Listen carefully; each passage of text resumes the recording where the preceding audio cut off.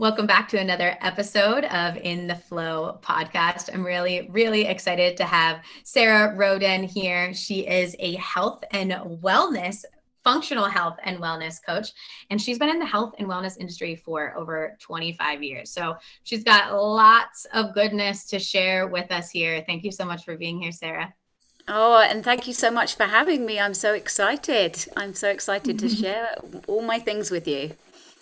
All the things. And I feel like we're just going to get down to it. So before we jumped on the show, Sarah kind of told me a little bit about her past and how she's kind of got into the health and wellness industry. And I think it's fascinating. So Sarah, will you kind of like dive into a little bit about, what you've done with your amazing life? Yeah, I mean, it's so funny because people think when I tell them, what my background, they're like, "Well, how did you come to be here, and how did you come to be that?" And to me, it's so logical about how I did it. So my background actually is chemistry. At the time, I went into sciences because there wasn't a lot of women that were in the science and engineering, and my parents were encouraging me to stand up and go into that field, and so I went into that. All the time going through college, fitness, I used to teach classes on the side. So I came out with an analyst or an applied chemistry degree. And this is all in the UK, if you haven't worked that out from my accent. And then, as part of that, I then went and worked for the Forensic Science Laboratories in London. And I did a year there with a view that I wanted to do like scenes of crime. That was my thought. But the universe had a different journey for me, and I actually ended up joining the police force because to become a scenes of crime officer, you needed to have a background in policing. Then they civilianized that, and so I stayed within the police. And it's quite anybody that's been in the police or works with in that kind of field. It's very stressful, and you're dealing with stuff on a day-to-day basis. And it didn't sit right with me, so I moved out and went into a fragrance field. So I worked for a fragrance company. Then my husband got transferred to the US, and I came to the US with a couple of children, and they were babies at the time. And I continued then on my fitness journey. I worked for a gym, I did personal training, coaching, health coaching, and then I opened my own business, my own studio. And then to further my knowledge, I went into the functional medicine field. And that is really where I am today. I still do the personal training, I still do the coaching, but I help people on a functional level now as well. So Oh, that's hopefully that so sounds like kind cool. of like woohoo. Well, yeah. And I think, yeah, like you said, I'm sure people are like, okay, how did you go from chemistry to the police force to working in health and wellness? But I mean, everything, when you look at health and wellness is such an all encompassing thing. So I'm sure that there were times throughout your career, no matter what you were doing, that was still a keynote or a key factor in what you were doing. Yeah, and actually that's one thing that I do pride myself on is I truly live, and wellness and health is part of who I am, and it's part of what is important to me. It's my kind of my ethos of how I live and how I want to encourage people. Like, I'm not that person that's telling you that you've got to live this particular lifestyle. Yeah, I'm going home and drinking 2 bottles of wine and smoking cigars or whatever it might be. Like, I really do try to live my life where everything that I preach and talk about is essentially how I live my life. Yeah. And that's the kind of people that we're looking to is the people that we know are fully embodied, right? Like fully embodied in their message and in their magic. And being really aware of the health and wellness of our vessel, right? Like for me, there's this very, very awareness to me that my body is the keeper of my soul, right? And so being able to support that through health and wellness, and it just helps me to like thrive in such a better way when I'm creating a life that is fueling that body. I just feel more in touch with my soul that resides within it, right? It's like there's less to get through. Yeah, I think that word thrive in my mind is totally key. Like, we have been given this gift of our body to nurture who we truly are. And if we want to respect who we are, then we need to keep the body and the mind healthy. And that really, to my point, is about nourishing the soul. Totally nourishing that. What are some of the, like the key foundational pieces that you work with if you were to have a client? Like, what are some of the work that you do? Because health and wellness is such a big term, right? And there can be so much that you go into there. So in the work that you do, what are some key components of how you get people to thrive? I think one of the biggest things is that one of the first things I like to make people be aware of is to look in the mirror and to look at themselves and realize that they are totally a one-off. There's no other one like you. Even if you have a twin, a triplet, whatever you're totally individual. There is not one other one like you. So when we come to health and wellness, it's about us learning the messages that the body is telling us so that we can understand it and nurture it so that it can continue to thrive as we age. So there is no one size fits all. There is no one diet. There is no one lifestyle. And my biggest thing is helping people to work through the messages and the symptoms and whatever the body is trying to tell them, and to work out, how do I change this? How do I operate through my life so that I can essentially thrive into aging? And that really is ultimately my goal for anybody. It's not about, can I do 100 push-ups, or as like maybe in the past I might have been there as that trainer, like going more, going harder. Whereas as I've evolved into different areas, I see the benefits of different things. So it really is truly about learning the body and thriving.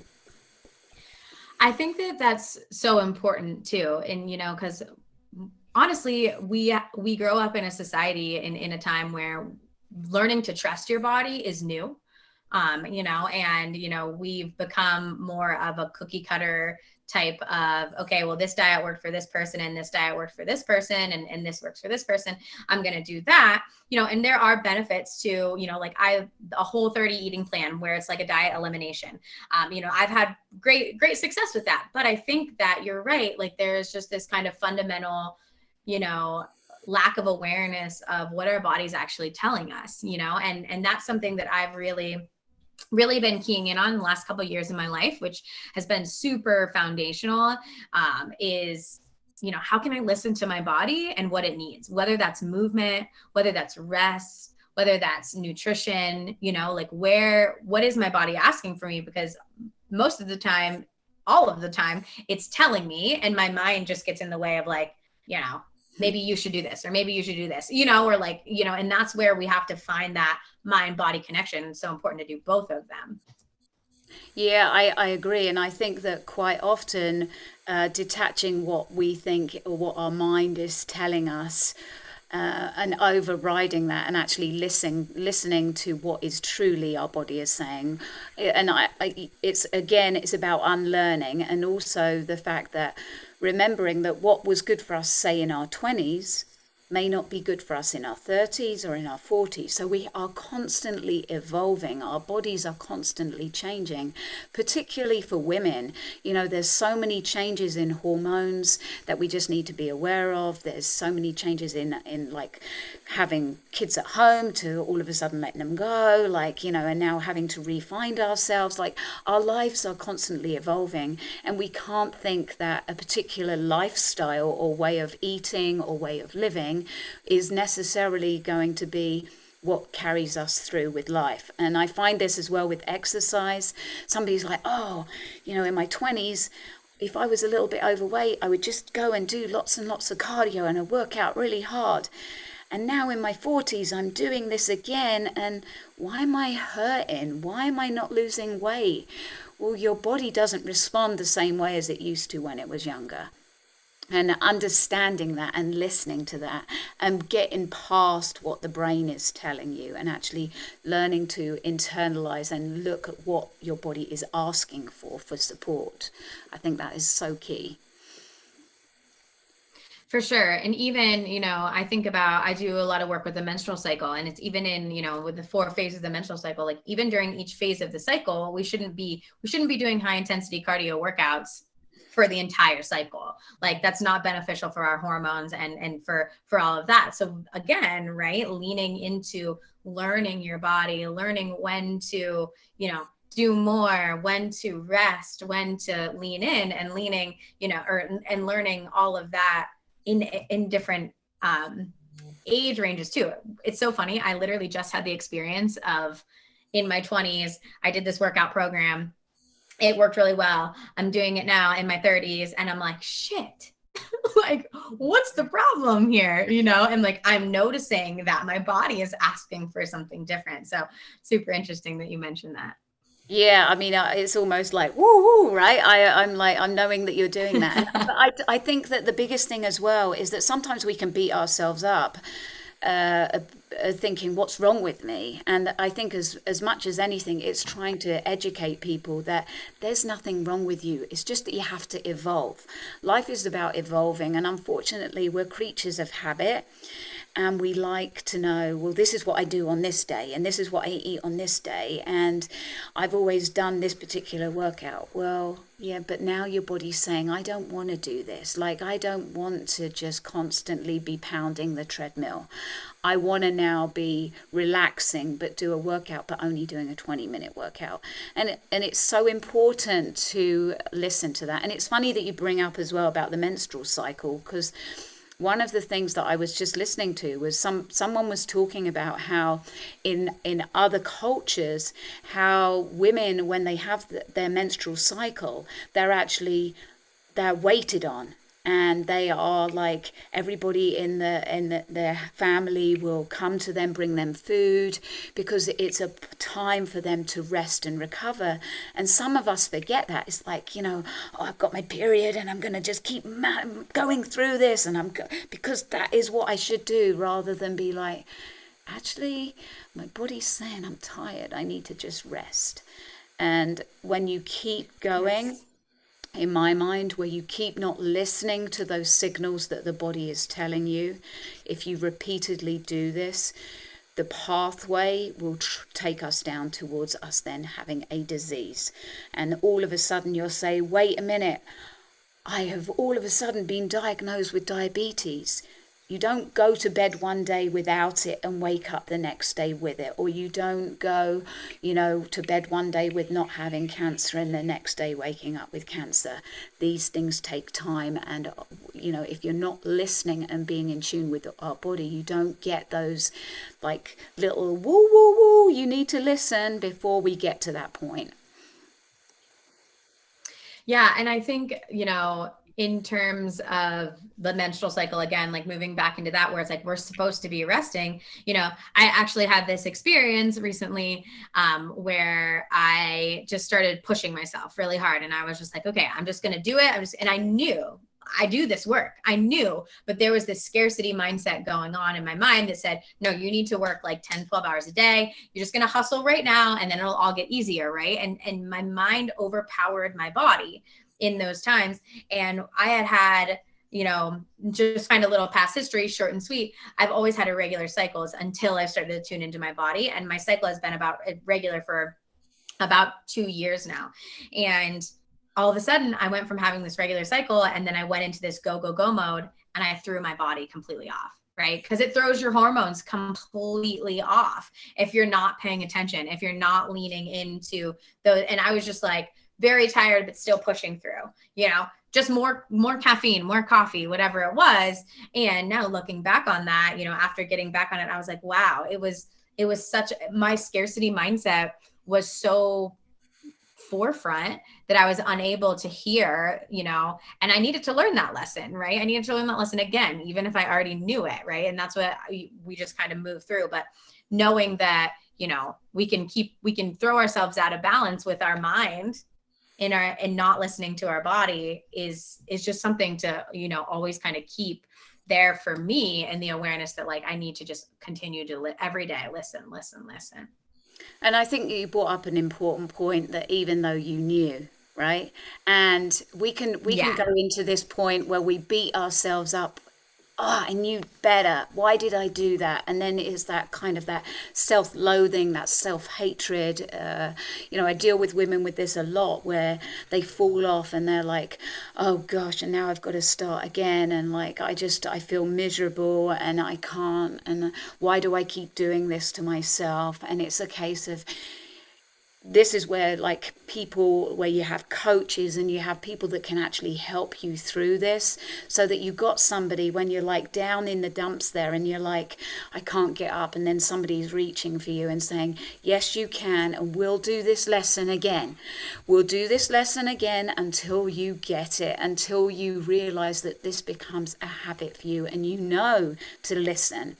And it's funny because this totally, happened to me as a fitness person. Like, I go, and I reached my 40s, and for me that was when my body kind of like went boom, and it like hit a wall, and I had this new realization about how important it was to listen to the messages within your body. And a lot of women struggle, especially in that perimenopause and menopause, and they're like, why is this happening? This must be because I'm getting old.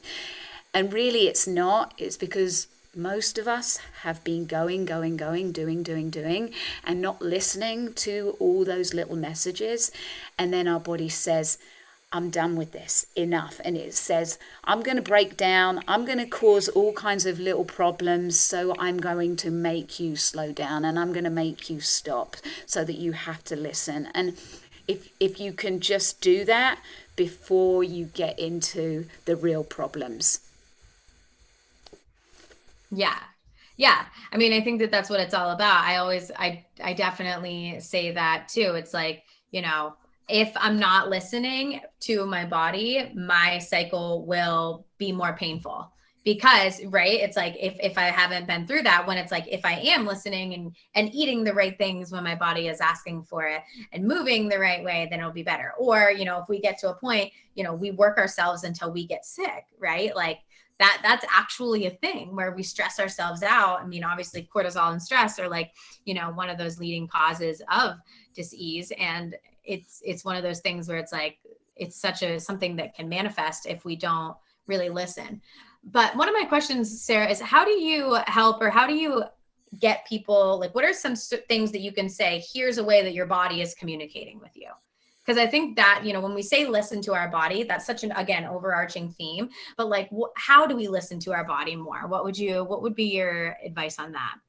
So there's like you say, there's a multitude of different things, but some of the ones that I deal with is things like, joint pain, acid reflux, like GI symptoms of any description, or like how I mean, I love to talk poop, so understanding how people's, like, what's happening in the bathroom, or do they have headaches, do they have brain fog, do they have like, oh yeah, I've always had my nails like thin. Understanding all these little things, and just kind of like, it's funny actually when I work with people and you sit down and you start talking to them and they're like, oh yeah, I've got that. Or yeah, I don't poop for 4 days. And I'm like rolling my eyes, because I'm like, what? That's always been the way. That's how Right. life is. I've always had to take antacids if I eat pizza. And that's just what I do. I take this drug to take away that problem that I have. Well, have you ever thought about why you might have that problem in the first place? No, not really ever thought about it. And so for me, those are the things, those are the symptoms, like pain in whatever aspect it is what is that message that is trying to tell you? It Right. could be bloating, like I say. Yeah. It could be nausea, like any of those kind of symptoms that you might think, well, that's normal. And it's not until like maybe you sit down with your friends and you start talking about some of these things and you're like, well, that's not, I don't have that. And I Yeah. think that actually as women, we're tending much better to discuss things. about our bodies. And I think as we become more freer about talking about these things, I mean, I think about when I was younger, I don't remember my mother really talking to me about periods or even like menopause, any of these kind of things. Whereas now I have those conversations with my both my children. Like it's equally important for my son to know because one day if he gets married, then or has a wife, then maybe or is around women, it could be that she gets emotional, but don't be like, oh, you can't get like that, well, this is part of who she is or what she's dealing with. And equally, that some of those symptoms that we have, what is that trying to tell us, and how can we kind of adjust it so that we don't maybe have that like irritability around our period and times like that.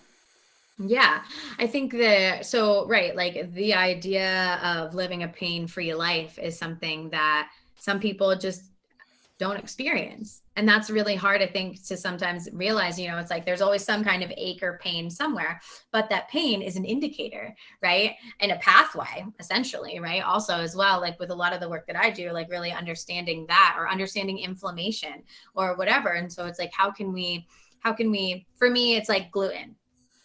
I know that when I eat gluten, the next day I'm going to be more inflamed just in general. And so if I decide to do that, right, it's a conscious choice rather than, I think one of the biggest things for people is that things are just like, oh, and they're just like, I don't feel well, but they don't know why, like they're not really looking at their body, their life, their diet, whatever, as keys to unlock what's happening. And I mean, granted, I think that this was part of my problem in my 20s, was just like I didn't know, it was just a lack of knowledge of why this was happening in this way.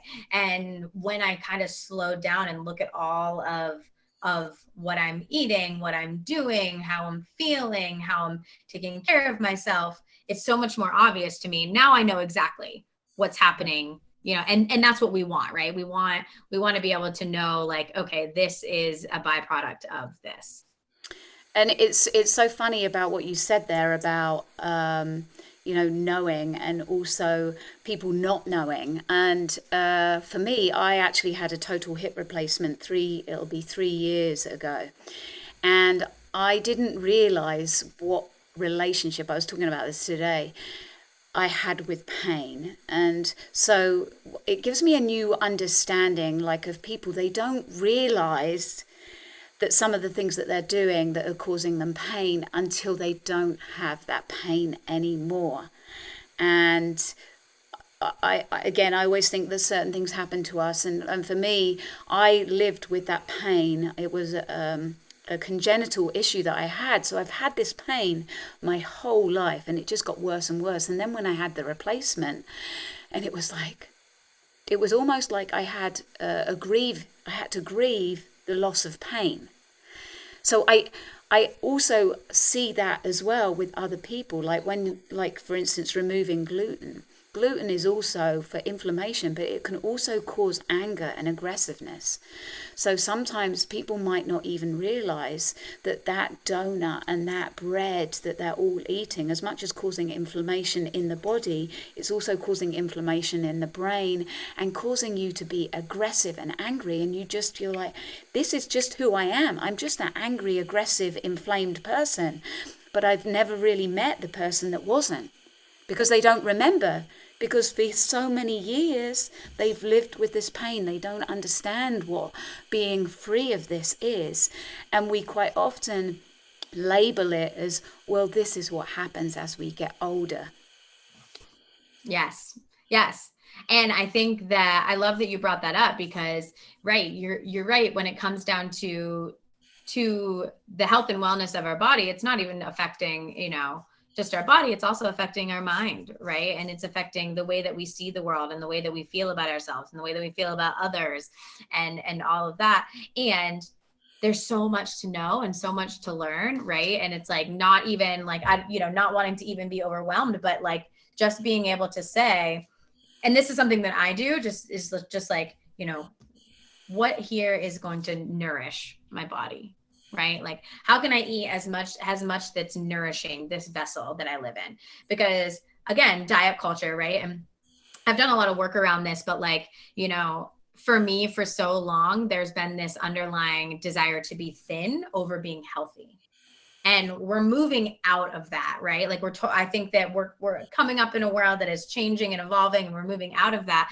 But I think sometimes it can be so triggering for, women who have always struggled with body image or have struggled with eating disorders to be like, why are we talking about health and wellness? But it's like, no, we don't care what we care just how you feel about yourself, and that you're giving yourself like nutritious meals, and we're not worried about how thin or how skinny, but how healthy and how much you're thriving with this self-image that you have, and this interaction with life and food and movement that you have.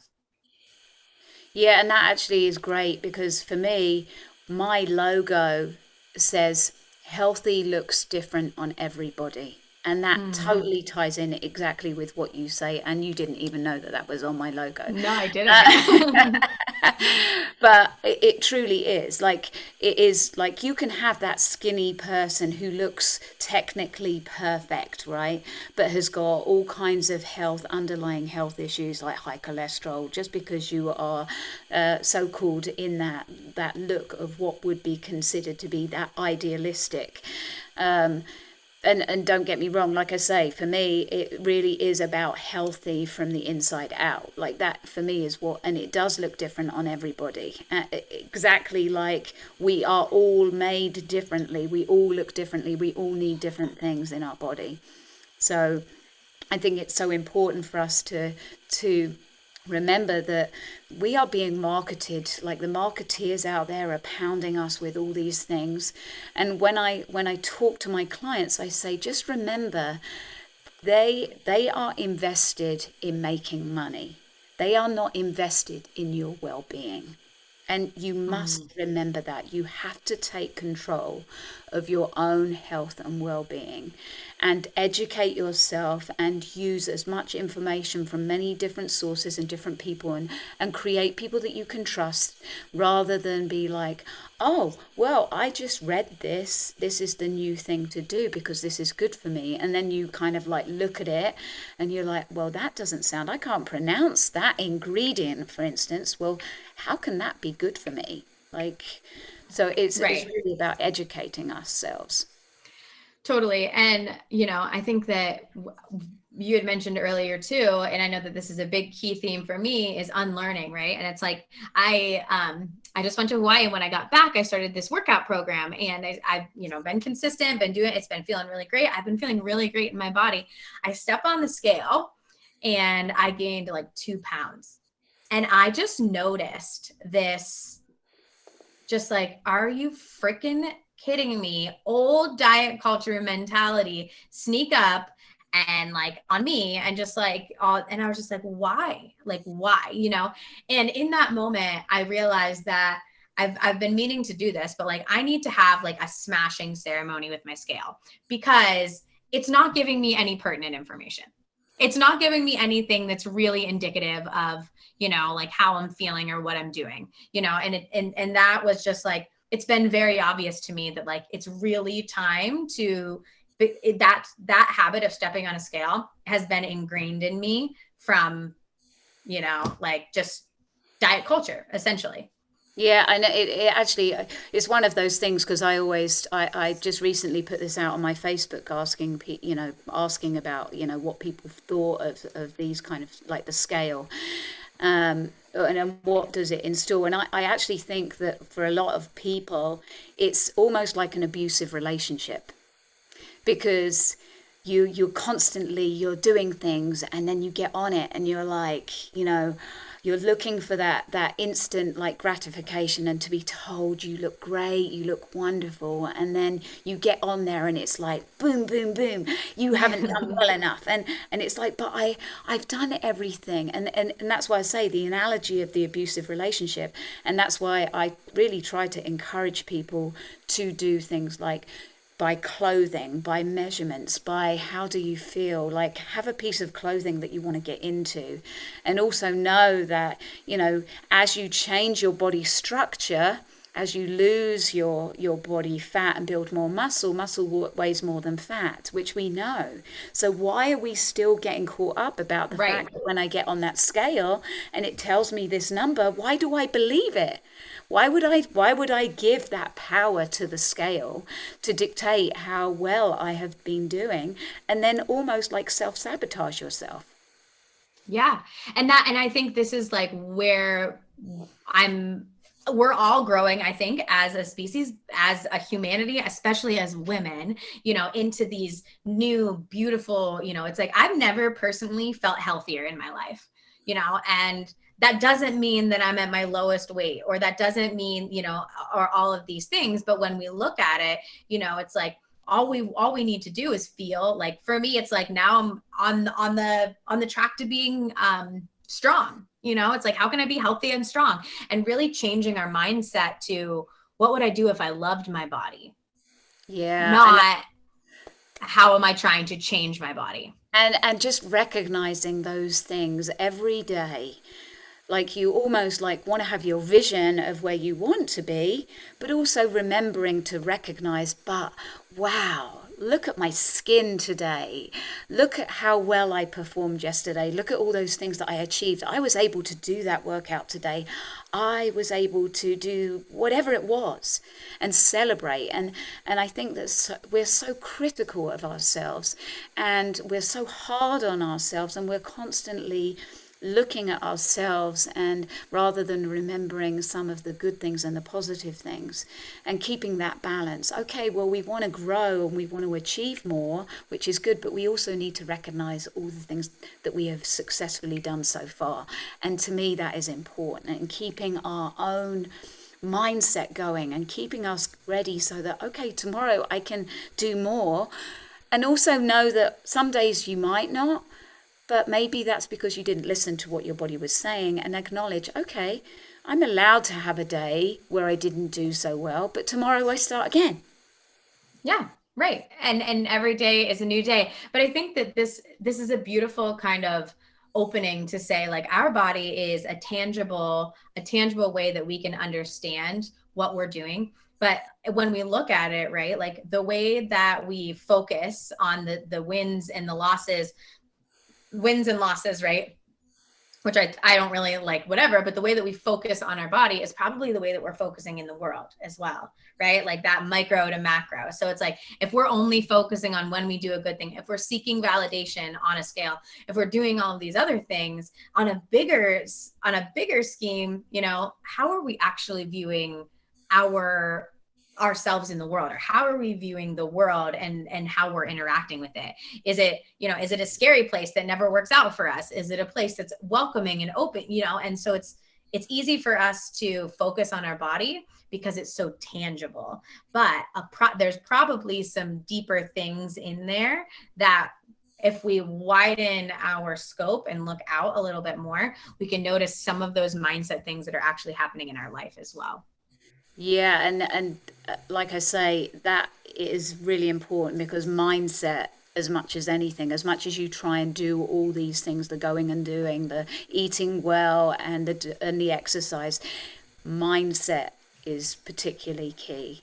Having the right mindset. And like you say, I truly believe that the energy that you put out there is what you attract back. So equally, like, if you are looking in the mirror and the first thing you're doing every day is finding the negatives about yourself, then those are going to be the people that you're going to attract, that are going to see those negative things about you too. Whereas if you're like, wow, I look really great in this, and you go out there with this new like confidence, people see you. They don't see the fact that, you might have like a couple of extra lines or wrinkles or grey hair. Right.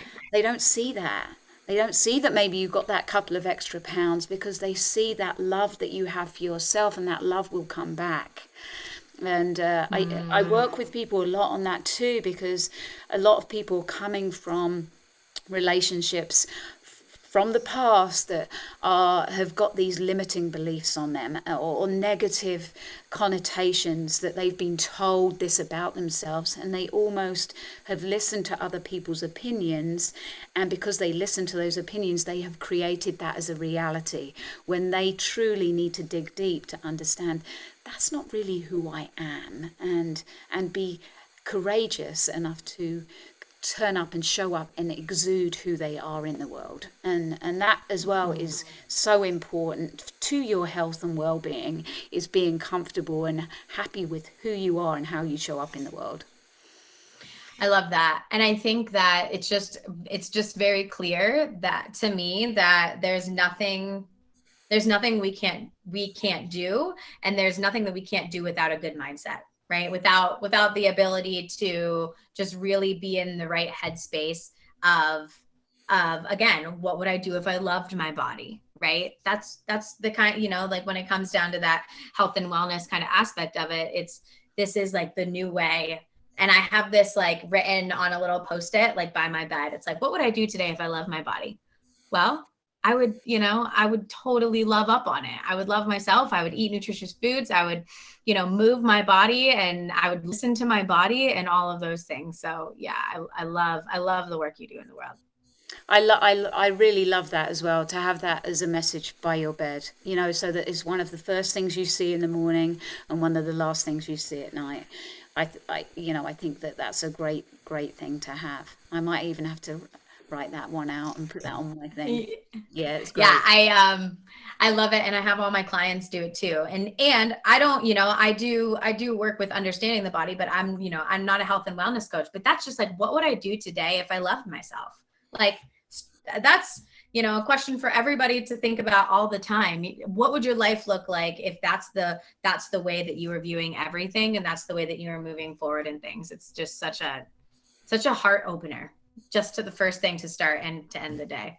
Yeah, I totally love it. I just, again, how you begin your day and how you end your day, to me, it's like when you go to bed at night, it's that time for restoration and detoxification, getting rid of everything. So if you go with that mindset to bed, and then in the morning you're like, okay, I wake up, and you're like, what's going to be the best thing that I can do for my body today? And it just is a great way to start and finish. I just love it. Totally love it. Good. Yeah, it helps with the consistency too. So, Sarah, thank you so much for being on the podcast today. There was so many golden nuggets. That's what I call them. Golden nuggets in here for everybody to go in to digest. Sarah is a coach, a functional health coach. So if you are interested in working with someone, please go and check out her stuff. All of her stuff will be in the show notes. And I'm really grateful for the time that we spent here together. And thank you very much for having me. I've enjoyed it.